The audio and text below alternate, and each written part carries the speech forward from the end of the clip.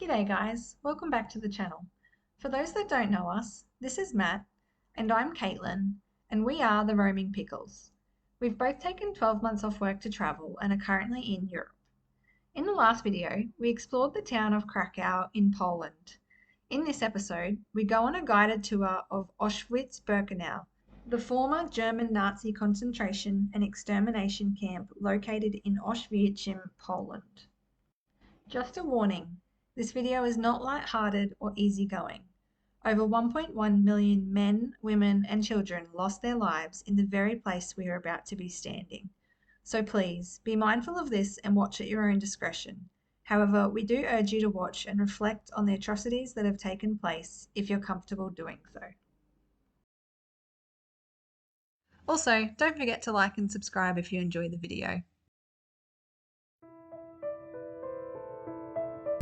On the drive to the tour, Matt and I decided that we did not want to try and film anything too structured. We wanted to be fully present in the moment and able to take it all in. Therefore, we simply got some basic visual footage, which I'll voice over with some information as we go to try and provide some more context and basic facts. So we've just arrived at the Auschwitz Museum car park. 20 zloty for parking for the full day. And we're here about 7:45 and our tour starts at 8:30, so we're just gonna park up, head over and see if we can figure out where we need to meet. I feel a strange mix of I want to do this, I don't really want to do this, but I'm almost nervous. I don't know what for, but I have a butterflies feeling in my stomach. It's weird. Such a gruesome history, isn't it? Really don't know what to expect. No, not at all. Entrance into the museum and the memorial itself was free. However, we did pay 110 zloty each for a guided tour, which was highly recommended and, in our opinion, crucial to having a full experience. As we started our tour, we walked out of the information centre through a tunnel. As we walked, a speaker surrounded us, listing just some of the names of the deceased victims. Auschwitz was established by Nazi Germans in 1940, as mass arrests of Polish citizens were exceeding the capacity of the local prisons. We first visited Auschwitz I, the first and oldest main camp, which was established in pre-war Polish army barracks. As we neared the main gate, there was a German slogan that translated to "Work will set you free." It was a surreal feeling walking through the gates and into the camp.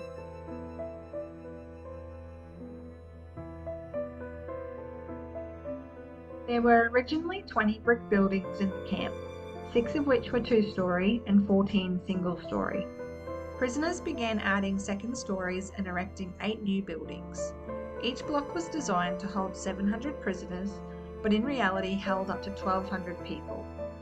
In order to keep the prisoners calm and simplify the process of transporting them to Auschwitz, most prisoners thought they were simply being relocated to the east of Europe to start fresh. As such, they packed their most valuable possessions and everyday items into suitcases and brought them with them. Upon arrival at Auschwitz, their belongings were confiscated and looted by the Nazis. One of the buildings at the camp was converted into an exhibition, showcasing the personal belongings of the prisoners. In this exhibition, we were able to see a plethora of items that were seized from murdered Jews, including suitcases, reading glasses, kitchen utensils, prosthetic limbs, shoes, and children's clothing, just to name a few. It was quite hard to fathom that these items belonged to everyday people who were most likely unaware of their fate and also likely sent to their death not long after arrival. There was another exhibition in a different building which we weren't allowed to film. However, similar to the shoes that you can see here, the whole room was piled high with human hair. Once victims were killed in the gas chambers, other prisoners were made to shave their heads and retrieve any valuables. The hair was collected, then washed, dried, and sent back to Germany to be used as resources. The amount of hair we saw was phenomenal, yet it was only the small amount left behind by the Germans when they fled. It was absolutely devastating to see the real hair from so many prisoners right before our eyes. The buildings we went into next showed the extremely poor and unhygienic conditions that prisoners were kept in. Our guide also informed us of the terrors that occurred in the Experimentation building, where surgeons would carry out medical experiments and surgeries on alive and conscious prisoners. We looked at rows upon rows of photos taken of prisoners and were simply numb with the amount of horrific information that we were being told. We also toured the punishment block. We were told stories of prisoners who were confined in dark rooms where they often suffocated to death, prisoners who were confined to standing cells where it was so small it was impossible for them to sit, and prisoners sentenced to death by starvation, just to name a few. We walked around the yard of Block 11, also known as the Death Wall, where executions occurred via firing squads, and also viewed where public hangings were undertaken, usually during roll call.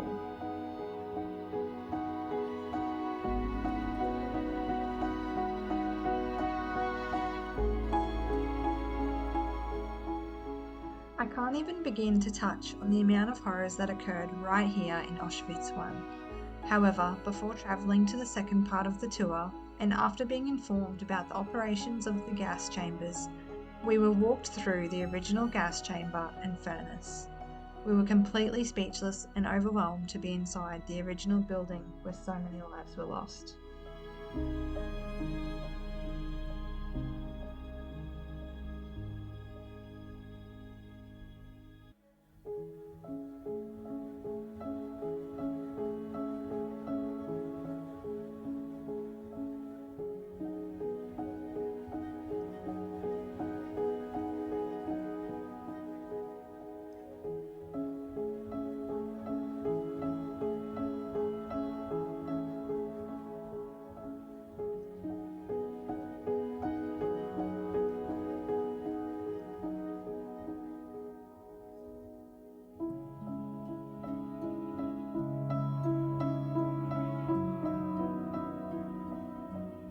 After a short break, we soon boarded a bus which took us to the second part of the tour, Auschwitz II-Birkenau.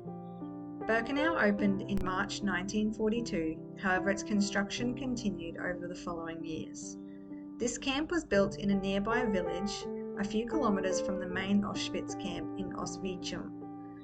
The villagers were expelled from their homes and their houses were demolished and used to help build the camp.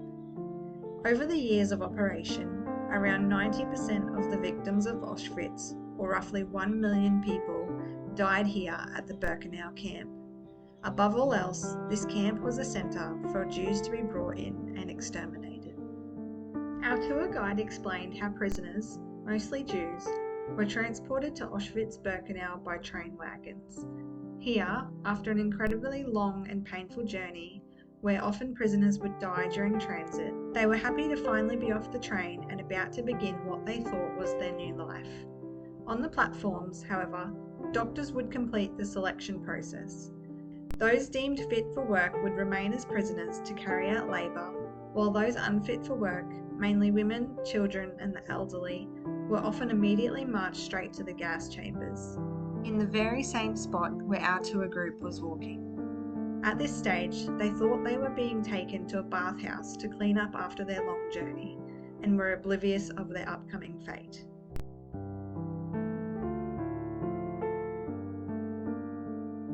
At the end of the train tracks, and between the two gas chambers, there was a powerful monument that we all took a moment to reflect on.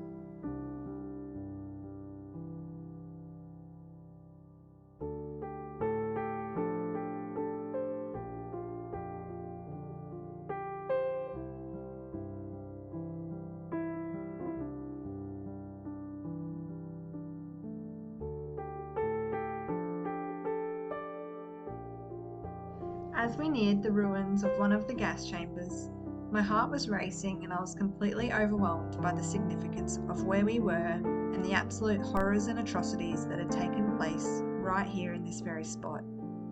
The tour guide painted the picture for us, of the unaware prisoners being stripped down and shuffled into a crowded room, the doors being locked and toxic gas being dropped in from holes in the roof, the panic of thousands of people as they started to die, and then other prisoners coming in to remove their lifeless bodies, take any valuables and shave their hair, and bring them to the furnace to be cremated.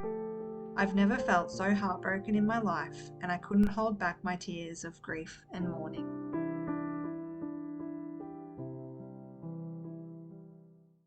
For the remainder of the tour, we walked around some of the Auschwitz-Birkenau camp and learnt more terrible stories of what occurred here. One of the barracks we entered, known as the Death Barrack, was used to house female prisoners deemed unfit for further labour by the SS during selections in the camp and sentenced to death in the gas chambers. Often, they had to wait here for several days before being killed, receiving neither food nor water.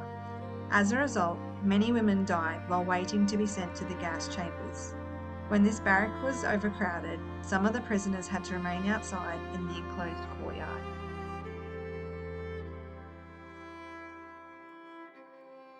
We also learnt a lot about the death marches that occurred in 1945, whereby prisoners were marched out of the camp towards Germany under SS command shortly before liberation, where many lost their lives along the way, and also of the destruction of the gas chambers, sensitive documents, and other buildings in an attempt to remove evidence. Overall, our tour guide was incredibly informative, and it would be impossible for us to learn everything during this half-day tour, let alone trying to capture it in a short video. However, even just the small snippet of what we learned was enough to fill us with so much grief. As we walked out of the gates of Auschwitz-Birkenau, I've never felt so grateful to be alive.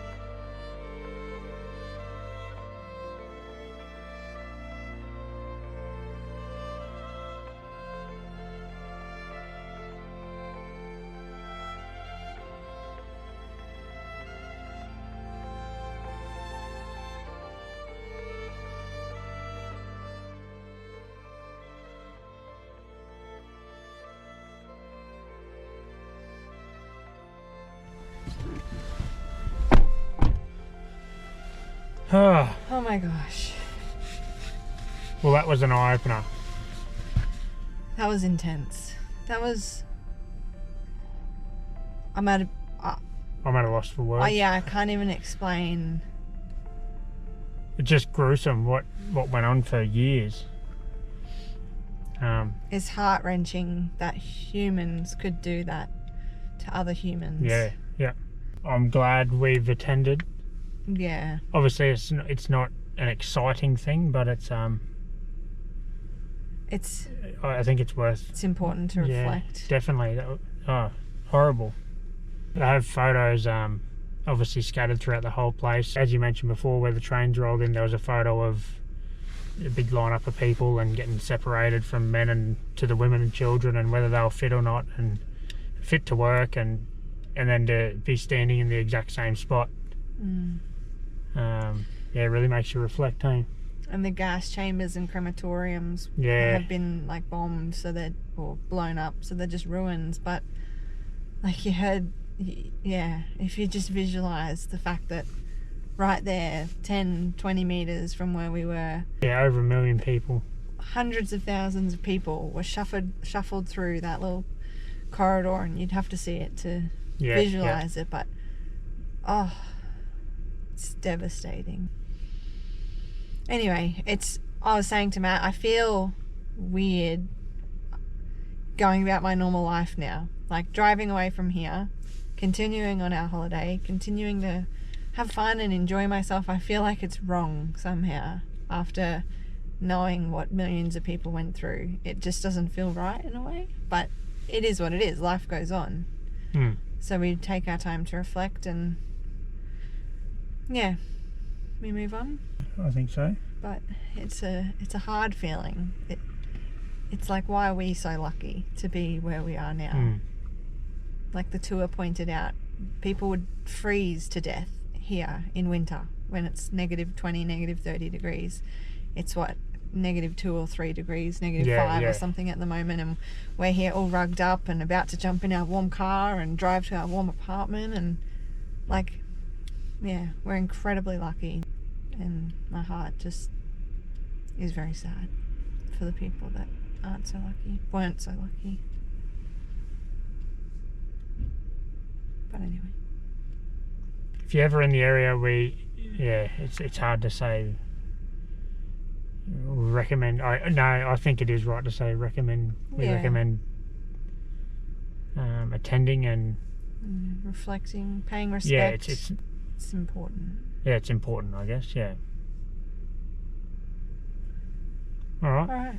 Well, maybe we'll liven up a little bit, but we're driving to Lodz is the next town where we're parking up just for one night on our road trip up through Poland. So yeah, don't have much planned. Come across. Just recover from Take it easy, I think, for the day. Experience. All right. See you.